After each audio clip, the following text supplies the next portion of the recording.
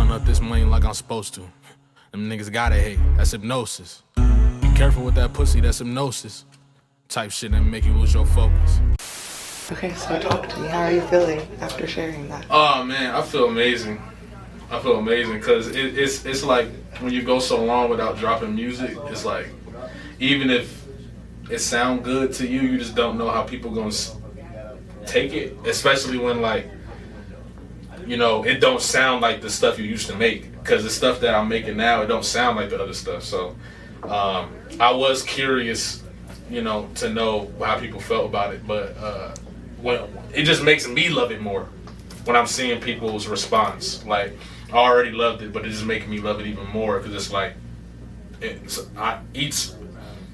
what I wanted to get through, it got through, and I could see that the way everybody responded, you know what I mean? The way the energy changed in the room, or it, you know what I'm saying? So yeah, I feel good. I just feel good.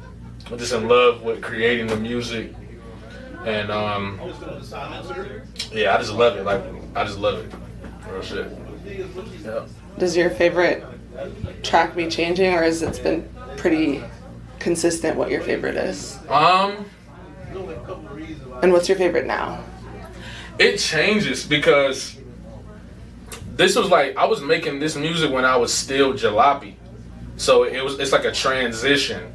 So this ain't even really like my first project under my real name. Like, some of this music is older, but listening to it recently, like going through the sequencing and shit, like it always changes. Like I love Sapio though. The ones that I always play again, 'cause that's how I judge it. Like, what are the songs that I play and I immediately just want to run it back? It's Sapio, 150 Ways, I'm in Love with My Scars, Rose, goddamn, what's the name of the whole shit? For real? Damn, what's the name of the whole shit? I ain't gonna lie, I love all these fucking songs. I really do. Good. I love all these songs, bro. I really You can do. tell. You can tell that music was made by somebody that loves what's emerging from their thought processes and their experiences, and like the diligence comes through, and you're not diligent about things that you don't love for the most part. Right. And I just love, it just feels good to be in love with the music, and in love with the process, and in love with creating, and in love with, you know, just exploring the new boundaries I'm finding in my ability that I didn't really know was there, because I might have been afraid to express it or try it because of how people would, maybe I thought that people wouldn't like it, or maybe I wasn't capable of doing certain things. But some of these songs, it's just like, these are things that I always knew I was capable of writing and capable of singing and all this different stuff, but just wasn't confident enough to do it. So, I don't even know if I answered your question, but No, you did. yeah. It's kind of like a conversation between you and yourself, between you and the listener for sure. Yeah.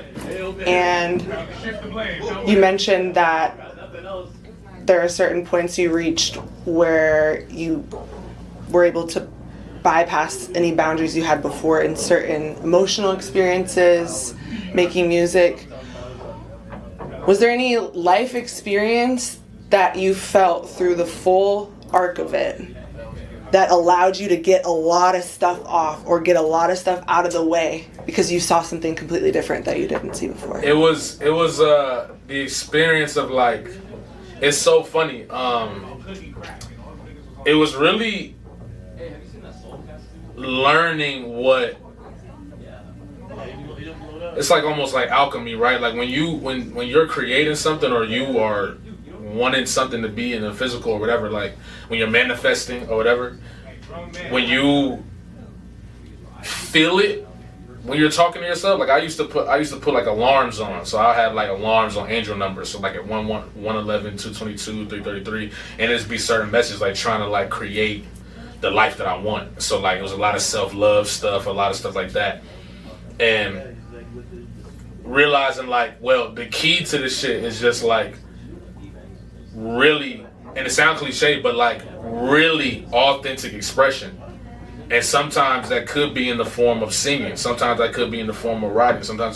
But when my life is at its best and I'm just in abundance and everything's being attracted to me and things that I'm calling on come to me instantly, it's because I'm living like in complete flow, like authenticity, like just in flow of life. I'm not resisting to nothing. I'm letting things be what they be. The second that I want to do something, I do it. The second I have an idea, I take advantage. The second that I want to write, I take advantage. A lot of these songs would have never existed if I hadn't did that. Like Machiavelli, I was leaving my house and got the idea to go somewhere. I literally decided to be late because I knew I'm feeling this so much in my body, like identifying that emotion. I'm feeling that emotion again. I need to go inside and create. And I went inside, I wrote that song right then and there before I left, and it took like 20 minutes. And yeah, it's identifying that feeling. And that feeling, and knowing when that feeling shows up, and knowing like, okay, I gotta take advantage of that feeling. It's the excitement almost. Mm-hmm. You know what I mean? So, yeah. You connect, it's funny that you mentioned that song, because I think in that song you were more overt with the connection that you feel beyond yourself when you're making art. That song was more overt. Is that a feeling that you felt in the other songs too while you're making these songs? Some of them. So like Machiavelli was like, that's why I said the beat, because I heard the beat and I immediately thought, damn, Tupac, I'm feeling that. And so I was like, oh, okay. Sometimes I hear a beat and feel like Machiavelli want to tell you niggas something. Like I felt like I was channeling that. Mm-hmm. Like something in me was channeling that energy. So I was like, you know what? Because, you know, sometimes I don't do that because I'm like, I don't want somebody to think I'm biting or I'm something like that. But I'm like, it's ancestral in my mind. Like, I don't feel like that was on accident. I feel like that energy came to me and I let it come out. And that's why that song became what it was. Like, even the delivery on some shit and, like, the way everything got done. Like, it was just so quick, so fast. Like, God Why is another one of those songs where I instantly got that emotion and that feeling and I just let it out. I didn't care about, because usually I'm like, I want this bar to be this, I want this bar to be that. But through a lot of this project, I didn't focus on that. I just wrote. I let the rhymes happen. I let the rhyming rhyme when it rhymed. I let whatever happened, I just let it flow. So God Why that happened with. Apply Pressure is a big one. Do you ever feel like you're listening to the song formulate itself more than intellectually engaging with the words? Yes. That's where I'm at. Before it was the other way around. Now it's that way. Now I'm just like the song is forming itself and I'm just participating. That's how I kind of look at it. Like I'm playing a part in the song being created. I don't really see it as like I'm the full person. I'm the full totality of like what's creating the song. There's other things that I can't see that are playing a role. And I'm just allowing them to play. So we're playing off of each other. And that's how certain songs like get created, you know what I'm saying? Like, so, yeah.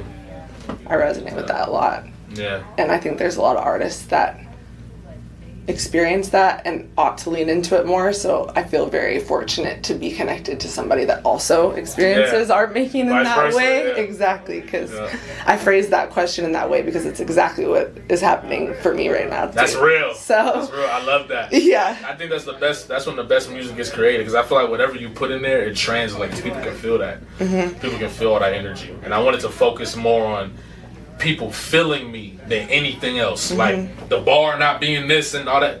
I was like, fuck all that. I just want people to feel what I'm saying.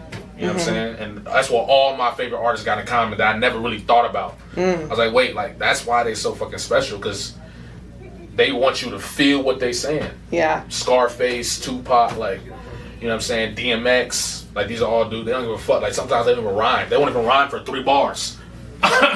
You know what I'm saying? But you still feel that shit. Like 100%. Mm-hmm. One thing that came to mind, I don't know if it was mid, but I think it was afterwards. I don't think it was midway through. But the notion of, in the same vein as you're kind of listening and participating in the song emerging, there's also a sense that we can simplify more than we remember to. That Yeah. that we are our acute gift as artists is to be able to locate how to make the remedy for the feeling you're experiencing. Yeah. And that's Yeah. something that came through because it's a kind of something that's clicked for me recently, that's the focal point so much of what we're able to do, that we've spent a lot of time diligently moving towards that without realizing that's what we were doing. You know what?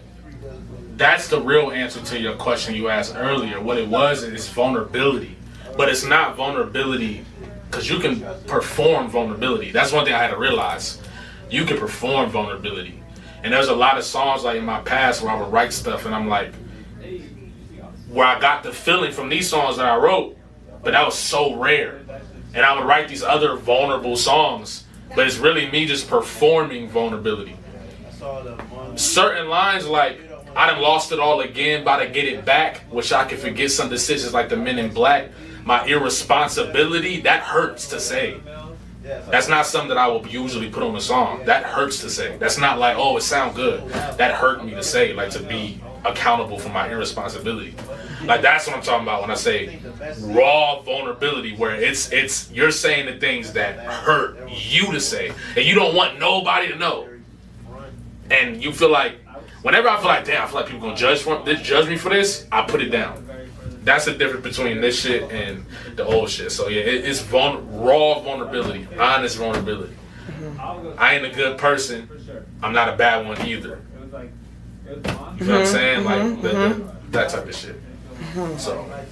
Well, I'm sure we're going to talk a lot more about this, and there's going to be a lot more questions and a lot more to say, but thank you for sharing this with all of us. Thank you, of course. And thank you for coming. Yeah. I appreciate all y'all, man. I was very specific about the people that I chose to come.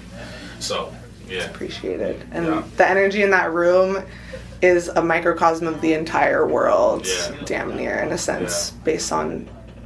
There wasn't a single song where everybody wasn't feeling something in a way that was that felt so good, observable, and Thank you.